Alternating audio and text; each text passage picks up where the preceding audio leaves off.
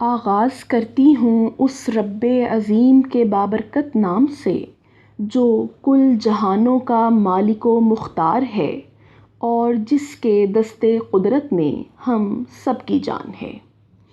عزیز طلباء و طالبات، یونیورسٹی آف ایجوکیشن کے آن لائن تدریسی سلسلے کے 5ویں ہفتے میں آپ سب کو خوش آمدید۔ امید ہے کہ آپ سب بخیر و عافیت ہوں گے اور رمضان کی برکتیں اور سعادتیں لوٹ رہے ہوں گے۔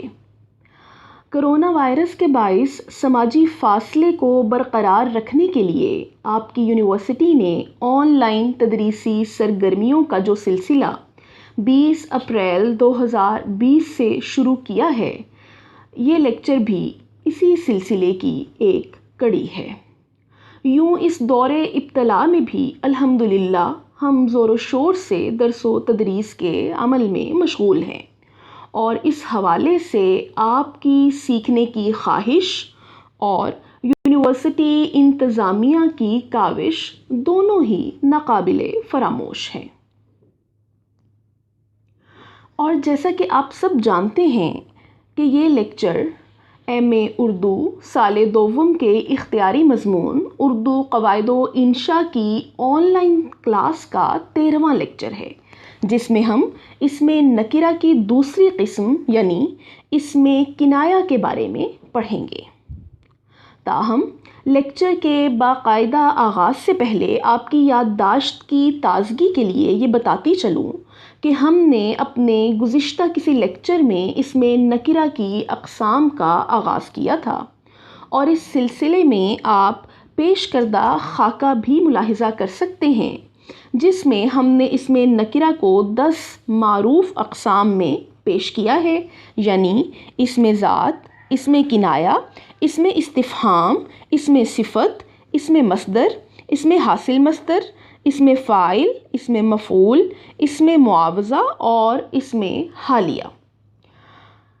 جبکہ گزشتہ 2 لیکچرز اسم نکرہ کی پہلی قسم یعنی اسم ذات کی تفہیم پر مبنی تھے، جن میں ہم نے اسم ذات اور اس کی 7 ذیلی اقسام یعنی اسم جنس، اسم آلہ، اسم ظرف، اسم صوت، اسم مصغر، اسم مکبر اور اسم جمع کے بارے میں گفتگو کی، اور ان کی بہتر تفہیم کے لیے سرگرمیوں کا اہتمام بھی کیا گیا۔ جبکہ آج کا لیکچر اسم نکرہ ہی کی اگلی قسم پر مشتمل ہوگا۔ تو اگر اب آپ نے پیش کردہ خاکے کو بغور ذہن نشین کر لیا ہے تو ہم آگے چلتے ہیں اور اس میں تحریر کردہ اسم نکرہ کی دوسری قسم اسم کنایہ کے بارے میں جاننے کی سعی کرتے ہیں۔ عزیز طلباء و طالبات، کنایہ کے لغوی معنی ہی پوشیدہ بات کے ہیں، لہٰذا جب کلام میں کسی کا نام صراحتاً لینا یا کسی تعداد کو کھول کر بیان کرنا نہیں چاہتے یا کسی مطلب کو مختصر کرنا مقصود ہوتا ہے تو مبہم سے الفاظ استعمال کرتے ہیں۔ ایسے الفاظ اصطلاح میں اسمائے کنایہ کہلاتے ہیں، یعنی جب ہم کسی بات کو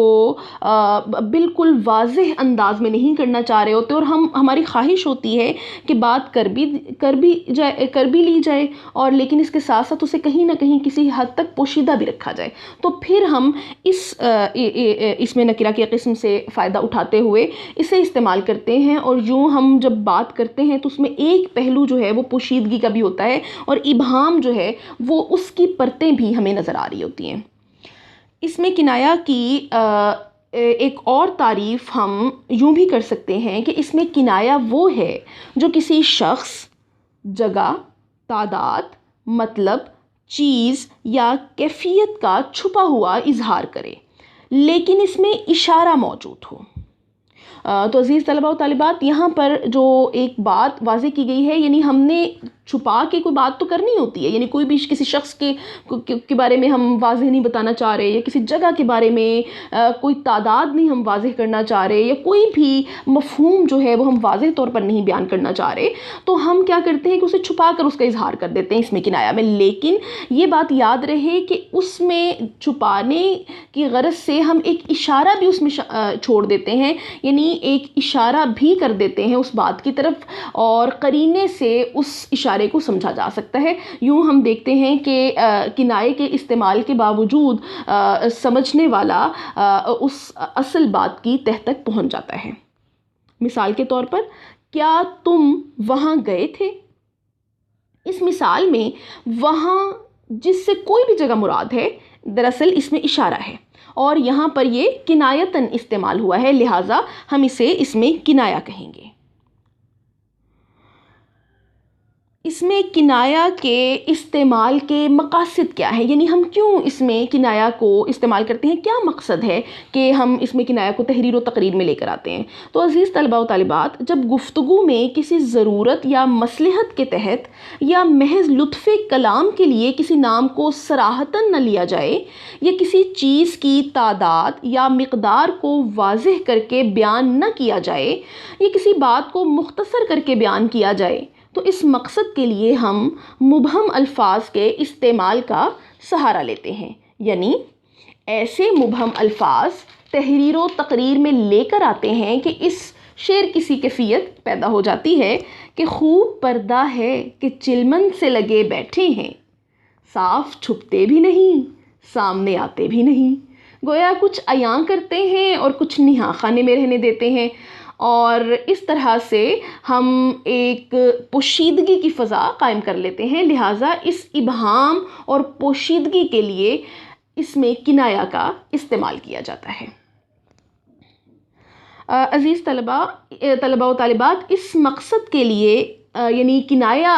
قائم کرنے کے لیے، کنائے کی فضا قائم کرنے کے لیے ہم دیکھتے ہیں کہ اردو میں بہت سے اسماء کنایا مستعمل ہیں. یعنی کچھ تو فارسی اور عربی سے مستعار لے لیے گئے، اور کچھ اردو کے اپنے بھی اسماء کنایا ہیں، جن میں سے کچھ اسماء کنایا اس وقت آپ کے سامنے سلائیڈ پر آپ کو نظر آ رہے ہیں، جیسے ایرا غیرہ، فلانا، امکا ڈھمکا یا امک ڈھمک،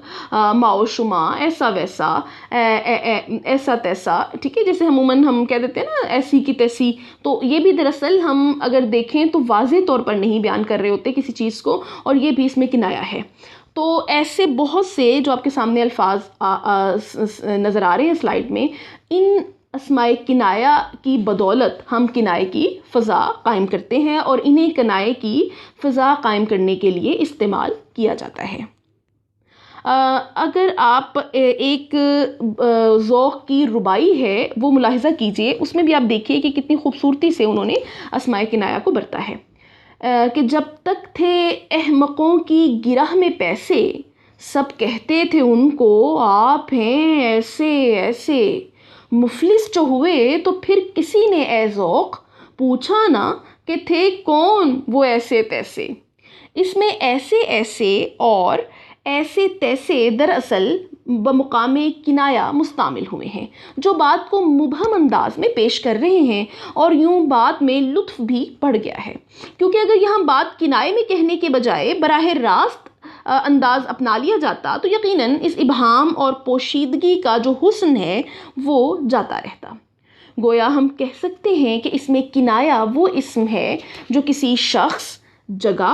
تعداد، مطلب، چیز یا کیفیت کا چھپا ہوا اظہار کرے، لیکن اس میں اشارہ موجود ہو جو قرینے سے سمجھ میں آ جائے. یعنی ایسی پوشیدگی بھی نہ ہو کہ سمجھ سے بالاتر ہو، بلکہ کنائے میں ایسا اشارہ ضرور ہونا چاہیے جو قرینے سے سمجھ میں آ جائے. اور کیونکہ اگر آپ ایسا دور از کار قسم کے کنایات استعمال کریں گے جو عام فہم سے بالاتر ہوں گے، تو جو لطف ہے کنائے کا وہ جاتا رہے گا. تو لطف کو قائم رکھنے کے لیے چاہیے کہ ایسا اشارہ ضرور رکھیں کنائے میں کہ جو تھوڑی سی محنت کے بعد قاری کی سمجھ میں آ جائے اور وہ قرینے سے اسے سمجھ لیں. اس میں کنایا کو سمجھنے کے لیے یہ مثالیں بھی دیکھیے کہ تم وہاں گئے تھے، وہ صاحب بڑے ترم خان ہیں، ان دونوں جملوں میں خط کشیدہ الفاظ دراصل اشارے کے طور پر استعمال کیے گئے ہیں، یعنی وہاں کہہ کر کوئی جگہ مراد لی گئی ہے، یعنی کوئی بھی جگہ ہو سکتی ہے نا، وہاں نہیں پتہ کہاں، تو کوئی بھی جگہ مراد لی جا سکتی ہے، اور صاحب کہہ کر کوئی شخص یا آدمی سمجھا گیا ہے۔ تو اس طرح ہم کہہ سکتے ہیں کہ ان جملوں میں اس میں کنایا کا استعمال کرتے ہوئے پہلے جملے میں کسی جگہ اور دوسرے میں کسی شخص کا چھپا ہوا اظہار کیا گیا ہے، جس کے لیے جملے میں باقاعدہ اشارہ بھی موجود ہے اور قرینے سے بات سمجھ میں بھی آ رہی ہے۔ اس کے علاوہ کچھ اور مثالیں آپ کے سامنے ہیں، انہیں بھی دیکھیے۔ اس میں بھی آپ دیکھیں گے کہ میں نے ہائی لائٹ کیا ہوا ہے، سرخ روشنائی سے جو ہے لکھا ہوا ہے، مختلف روشنائی سے، یعنی سرخ سے بھی اور سبز سے بھی کنائے کو، اس میں کنائے کو لکھا ہوا ہے، جیسے کہو جی آج وہ ملا تھا، حمید تم پھر اس شخص سے ملے یا نہیں؟ وہاں بہت آدمی تھے، نعیم، سلیم، فلانے، امکے ڈھمکے سبھی تھے، جھوٹے کی ایسی تیسی، مجھے کچھ روپیہ درکار ہے، چند کتابیں خریدنا ہے، اتنا کافی نہیں، کیا تمہیں فلاں نے اپنی شادی پر بلایا ہے؟ پیش کردہ جملوں میں وہ، اس شخص، بہت، فلانے، امکے ڈھمکے، ایسی تیسی، کچھ، چند، اتنا، فلاں جو استعمال ہوئے ہیں، دراصل یہ ایسے اسما ہیں جن سے صاف شخصیت، تعداد، مقدار یا مفہوم ظاہر نہیں ہوتا، بلکہ یہ الفاظ مبہم طور پر شخص، تعداد، مقدار اور مطلب کی طرف اشارہ کرتے ہیں، لہٰذا ایسے اسموں کو اصطلاح میں اس میں کنایا کہا جائے گا۔ جب مطلب اب دیکھیے کہ ہم نے یہاں پر آج وہ ملا تھا، اب یہاں پر ہم صریحاً نہیں پوچھنا چاہ رہے، یعنی صریحاً اس شخص کا ذکر نہیں کرنا چاہ رہے جس سے ملنے کی بات ہو رہی ہے۔ اسی طرح حمید تم پھر اس شخص سے ملے، یہاں پر بھی فرد کو جو ہے وہ تھوڑا سا چھپا کر پیش کیا گیا ہے۔ اسی طرح فلانے، امکے ڈھمکے میں بھی آپ دیکھ سکتے ہیں، بہت میں بھی دیکھ سکتے ہیں، ایسی تیسی، کچھ، اب نہیں پتا کہ کتنا روپے، کتنی، یعنی کیا تعداد ہے، تو تعداد جو ہے وہ یہاں پر مبہم ہے، چند یہاں پر بھی آپ دیکھیے کہ مبہم تعداد ہے، اتنا یہاں پر بھی نہیں سمجھ آ رہا کہ مقدار اور تعداد کے بارے میں کہ کتنی ہے۔ تو یوں ہم دیکھتے ہیں کہ ابہام یا کنایا جو ہے وہ ان تمام اسماء کنایا میں پایا جاتا ہے۔ جب کسی کا صریح نام نہیں لینا ہوتا تو وہ شخص یا امکا ڈھمکا یا امک ڈھمک بولتے ہیں، یعنی جب ہم نے کسی شخص کو جانتے بوجھتے نہیں واضح طور پر اس کا بیان کرنا ہوتا تو ہم پھر اس طرح کے اسماء کنایا برتتے ہیں، یعنی فلاں کہہ دیا، وہ شخص کہہ دیا، امکا ڈھمکا کہہ دیا۔ تو امکا ڈھمکا دراصل اردو میں وہی ہے جو فارسی میں فلاں اور ماؤ شبہ ہے۔ ایسا تیسا یا ایسا ویسا بھی کنایتاً بولا جاتا ہے، تاہم اس میں تحقیر پائی جاتی ہے، کیونکہ عموماً آپ دیکھیے کہ ہم جب ایسا تیسا، ان تیری ایسی کی تیسی، یا کچھ اس کی ایسی کی تیسی، یا ایسے ویسے لوگوں سے میں بات نہیں کرتا، تو مطلب اس میں آپ دیکھیے کہ تھوڑا سا تحقیری پہلو ہے، یعنی حقارت کا ایک انداز پایا جاتا ہے اس اسماء کنایا میں۔ اسی طرح ہم ان تمام اسماء کنایہ کو استعمال کر کے اردو میں جو ہے جو بات ہم واضح طور پر نہیں کرنا چاہ رہے ہوتے اسے اشارے کی صورت میں پیش کر دیتے ہیں۔ فلاں بھی عام طور پر اردو میں بولے جاتے ہیں، یہ بھی کنایے کے لیے بولے جاتے ہیں۔ مثلاً یہ آپ کے سامنے دو مثالیں ہیں کہ فلاں شخص وہاں تھا، فلاں نہ تھا، فلاں شخص وہاں موجود تھے۔ فلاں کا لفظ اپنے لیے بھی بولتے ہیں اور اس میں بھی کنایا جو ہے وہ پوشیدہ ہوتا ہے، گویا فلاں کہہ کر شخصیت کو پوشیدہ کیا گیا ہے یہاں پر۔ اب ہم اگر فلاں نہ کہتے تو خاص طور پر اگر شخصیات کے نام لے لیتے یقیناً وہ معرفہ ہو جاتا، لیکن ہم نے یہاں پر نکرہ کی صورت میں اور فلاں کہہ کر اشارہ تو کر دیا ہے، لیکن شخصیت کو کہیں نہ کہیں پردہ اخفاء میں بھی رکھا ہے۔ کبھی کسی کے نام کو ظاہر کرنا بھی ہمیں منظور نہیں ہوتا، تو اس سلسلے میں ہم عموماً اسماء تنکیر کا بھی استعمال کرتے ہیں، یعنی کوئی، کچھ، بعض وغیرہ جو ہے وہ بھی بولا جاتا ہے۔ اور اصل میں یہ جو اسماء تنکیر ہیں یہ بھی کنائے کی فضا پیدا کرنے کے لیے استعمال کیے جاتے ہیں. مثلاً آپ مرزا غالب کا یہ شعر سنیے کہ پھر جی میں ہے کہ در پہ کسی کے پڑے رہیں، سر زیر بارے منت درباں کیے ہوئے. اب اس میں آپ دیکھیے کہ کسی کے در پہ کسی کے پڑے رہیں، تو یہاں پر کسی کے جو ہے اصل میں ہم نے کنایتاً استعمال کیا ہے. تو آپ دیکھیے کہ اردو میں بہت سے اس طرح کے تنکیری الفاظ ہیں جو مستعمل ہیں کنائے کی فضا کو پیدا کرنے کے لیے. اس کے علاوہ عزیز طلباء و طالبات، اسماء اشارہ کو بھی ہم اکثر بطور اسماء کنایہ استعمال کرتے ہیں. جیسے ویسے تو ہم نے اسماء کنایہ بھی بہت سے استعمال کیے، جیسے آپ نے دیکھا کہ امکا ڈھمکا، امک ڈھمک، ایرا غیرہ، ماؤ شما، ایسا ویسا، فلاں فلاں وغیرہ وغیرہ، یہ اسماء کنایہ ہے. لیکن ان کے علاوہ وہ شخص وغیرہ کے بطور کنایہ استعمال ہونے سے بھی صاف ظاہر ہے کہ کبھی اسماء اشارہ بھی اسماء کنایہ کا کام دیتے ہیں. مثلاً آپ یہ دو اشعار آپ کے سامنے ہیں، یہ دیکھیے کہ میں جو اس کو سلام کرتا ہوں گالیاں وہ مجھے سناتا ہے. اسی طرح غالب کا یہ شعر بھی دیکھیے کہ وہ آئیں گھر میں ہمارے خدا کی قدرت ہے،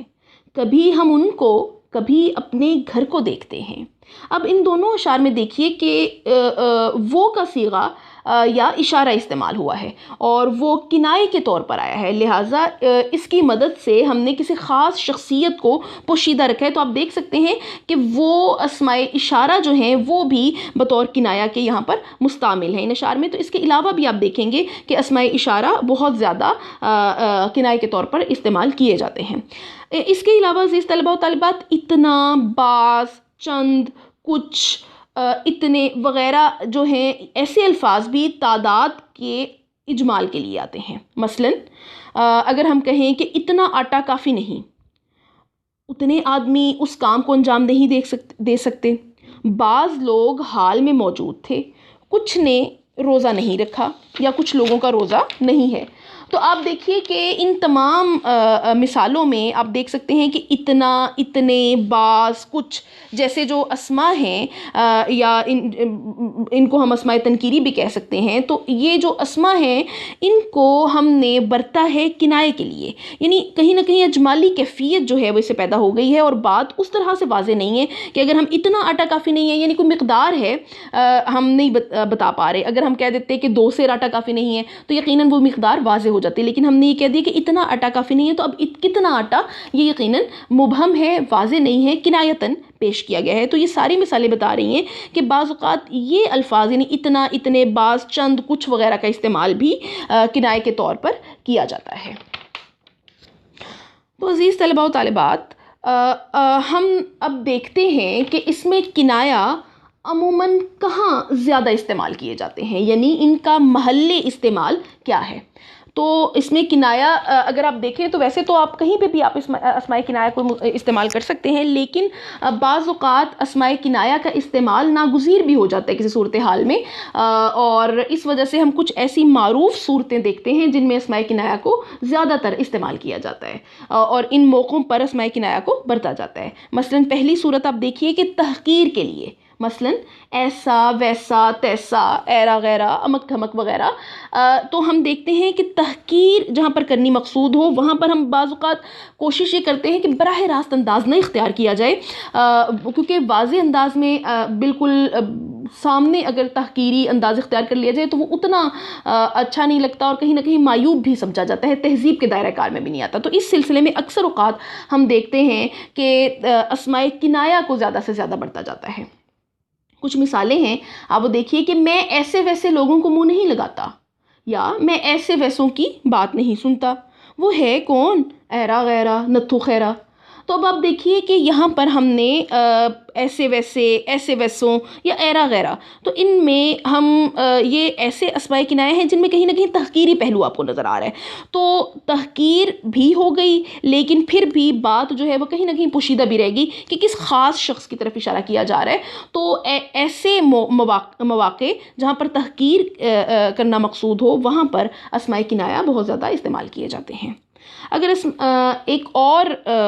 محل استعمال اس کا دیکھیں تو عموماً نام کو نظر انداز کرنے کے لیے بھی اسماء کنایہ برتے جاتے ہیں. یعنی ہم اگر نہیں چاہ رہے ہوتے کہ کسی خاص شخص کی طرف اشارہ کر دیا جائے تو ہم عموماً کیا کرتے ہیں کہ اسماء کنایہ کے استعمال سے اسے جنرلائز کر دیتے ہیں، عمومی رنگ دے دیتے ہیں، اور اس طرح سے بات کرتے ہیں کہ وہ کسی بھی شخص پر منطبق ہو سکتی ہے اور نہیں اندازہ ہوتا کہ ہم نے کس خاص شخص کی طرف اشارہ کیا ہے. تو اس مقصد کے لیے ہم عموماً وہ شخص، فلاں، وہ صاحب جیسے اسماء کنایہ کو برتتے ہیں. کچھ مثالیں آپ کے سامنے ہیں کہ وہ شخص تمہارا پوچھ رہا تھا، فلاں آدمی کے کہنے پر میں نے شاعری چھوڑ دی، وہ صاحب تو خود کو حاتم طائی سے کم نہیں سمجھتے. جی تو اب آپ دیکھیے کہ ہم نے یہاں پر وہ، فلاں آدمی، وہ صاحب کہہ کر، یعنی ایسے اسماء کنایہ استعمال کر کے ہم نے کسی خاص نام کو پیش کرنے سے گریز کیا ہے. یعنی ہم نے کیا کیا ہے کہ نام کو نظر انداز کر دیا ہے اور اس کی جگہ پہ ان اسماء کنایہ کو برتا ہے، اور یوں ان کو برت کر ہم نے بات کو عمومی رنگ دے دیا ہے. اس کے علاوہ عزیز طلبہ و طالبات، تنکیر کے لیے بھی بسا اوقات اسماء کنایہ کو استعمال کیا جاتا ہے. مثلاً کوئی، کچھ، بعض وغیرہ ایسے اسماء تنکیر ہیں جنہیں برتا جاتا ہے. یعنی بعض اوقات نامعلوم اسم کے لیے ہم ان اسماء تنکیر کو اسماء کنایہ کے طور پر برتتے ہیں. مثلاً اگر ہم کہیں کہ کسی شخص نے کسی کے دروازے پر دستک دی، تو کسی کے یعنی کوئی بھی ہو سکتا ہے، کسی خاص مخصوص شخص کی طرف یا کسی کے خاص دروازے کی طرف اشارہ نہیں ہے، تو کوئی بھی ہو سکتا ہے. لہٰذا اس مقصد کے لیے ہم نے اسماء تنکیر کو بطور اسماء کنایہ استعمال کیا. تو گویا تنکیری الفاظ بھی کنایتاً استعمال ہوتے ہیں. اس حوالے سے آپ نسیم امروہوی کا یہ شعر دیکھیے کہ یہ انتظار نہ ٹھہرا کوئی بلا ٹھہری، کسی کی جان گئی آپ کی ادا ٹھہری. اب پتہ نہیں ہے نا کہ محبوب کی ادا سے کس عاشق کی جان گئی ہے. تو یہاں پر اسی وجہ سے ہم نے اسماء تنکیر کسی کی استعمال کر لیا. تو یوں ہم دیکھتے ہیں کہ اسماء تنکیر بھی کنایتاً استعمال ہوتے ہیں، اور جب وہ کنایتاً استعمال ہوں تو انہیں ہم اسم کنایہ ہی کہیں گے. اس کے علاوہ تعداد کی کمی بیشی کے لیے بھی عموماً اسم کنایہ کا استعمال کیا جاتا ہے. مطلب جب ہم نے واضح طور پر تعداد نہ بتانی ہو، اس میں کمی اور بیشی کا لحاظ رکھنا ہو، تو پھر ہم اسماء کنایہ کو برتتے ہیں، اور اس مقصد کے لیے ہم اتنا، اتنے جیسے اسماء کو استعمال کرتے ہیں. مثلاً یہ مثال آپ کے سامنے ہے کہ اگر یہ کام نہیں ہو سکتا تو اتنے لوگوں کی فوج کس کام کی. اب یہاں پر آپ دیکھیے کہ اتنے لوگ، ہمیں نہیں پتا کہ کتنے لوگوں کی بات ہو رہی ہے، لیکن اس سے یہ بات تو واضح ہو رہی ہے، یعنی یہ قرینہ ضرور موجود ہے کہ زیادتی ہے یہاں پر، یعنی بہت زیادہ لوگ ہیں اور اس کے باوجود کام نہیں کر پا رہے. لیکن اس کے باوجود ہم نے تعداد کا جو واضح ایک فگر ہے، یہ ایک ڈیجٹ ہے، یہ ایک ہندسہ ہے، اس کو سامنے نہیں پیش کیا، اور اسی وجہ سے ہم کہیں گے کہ یہاں پر اتنے اس پہ کنایہ کو استعمال کر کے ہم نے کنایہ کو برتا ہے. اس کے علاوہ اس میں کنایہ کا ایک اور استعمال، یا جس موقع پر ہم اسے استعمال کرتے ہیں، وہ یہ بھی ہے کہ اکثر ہم اپنی بات کو یا اپنے مطلب کو مختصراً پیش کرنا چاہ رہے ہوتے ہیں. یعنی بسا اوقات بات کو مختصر کرنے کے لیے بھی اسماء کنایہ کو برتا جاتا ہے. وجہ اس کی، وجوہات اس کی بہت سی ہو سکتی ہیں. یعنی بعض اوقات ہم اس لیے بھی مختصر کر دیتے ہیں بات کو تاکہ آپ کے سامنے بہت زیادہ جو ہے وہ راستے آ جائیں اور آپ خود غور و فکر کریں، تدبر و تفکر کریں اور اپنی مرضی سے جو ہے وہ اس سے مطلب اخذ کر لیں. اس وجہ سے بھی بعض اوقات اختصار کو برتا جاتا ہے. جیسے اقبال کا آپ یہ شعر دیکھیے کہ ستاروں سے آگے جہاں اور بھی ہیں، ابھی عشق کے امتحان اور بھی ہیں، یہاں اور بھی میں ابہام ہے اور پوشیدگی پائی جا رہی ہے. لہٰذا یہ بطور کنایہ یہاں مستعمل ہے. یعنی ہم نہیں جانتے کہ عشق کی منزلیں کہاں تک ہیں اور کتنی ہیں، تاہم اس طرح مطلب تو ادا کر دیا ہے لیکن اختصار کے ساتھ علامہ اقبال نے، اور یوں اب قاری کے لیے چھوڑ دیا ہے کہ وہ کون سے امتحان ہیں عشق کے یا کون سے جہان ہیں، وہ اب ان کو خود ایکسپلور کرے. تو اس مقصد کے لیے بھی بسا اوقات کنایہ کو برتا جاتا ہے اور یہ لطف بھی فراہم کرتا ہے. یوں عزیز طلبہ و طالبات، آپ نے جانا کہ اکثر اوقات اس میں کنایہ کا استعمال کسی بات کو مکمل طور پر واضح نہ کرنے یا چھپانے کی غرض سے کیا جاتا ہے. جبکہ اس میں ہمیشہ بات یا چیز کی طرف ایسا اشارہ بھی موجود ہوتا ہے جو قرینے سے سمجھ میں آتا ہے۔ اس اسم نکرہ کے استعمال سے اکثر کلام میں لطف، خوبی اور حسن بھی پیدا کیا جاتا ہے۔ اس سے ہم دیکھتے ہیں کہ بسا اوقات وضاحت کی تلخی اور ترشی بھی کم ہوتی ہے اور بات کنائے کے لطیف پردے میں لپیٹ کر یوں پیش کر دی جاتی ہے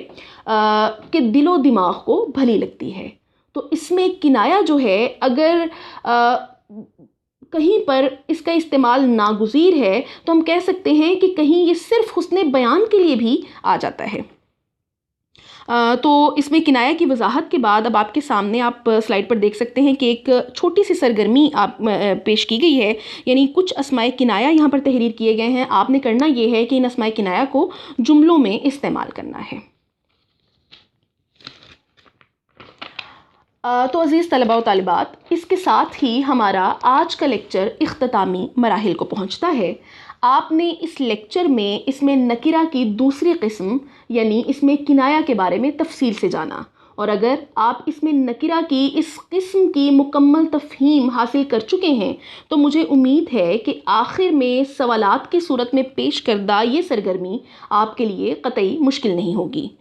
لہٰذا کوشش کیجیے کہ لیکچر کے اختتام پر اسے بھی مکمل کر لیجیے تاکہ آپ کو اپنے تعلم و تفہیم کا بہتر طور پر اندازہ ہو سکے۔ یاد رہے کہ یہ جو مختصر الجوابی سوالات ہیں ان کا تعلق بھی آج کے ہی لیکچر سے ہے۔ تاہم اس سلسلے میں اگر آپ کو کوئی بھی ابہام یا سمجھنے میں کوئی بھی دشواری محسوس ہو تو آپ گوگل کلاس روم میں اس کا اظہار کر سکتے ہیں، اور کوشش کی جائے گی کہ آپ کے ابہام کو جلد از جلد دور کیا جائے تاکہ آن لائن سیکھنے سکھانے کا یہ سلسلہ بنا کسی تعطل اور رکاوٹ کے جاری رہے، اور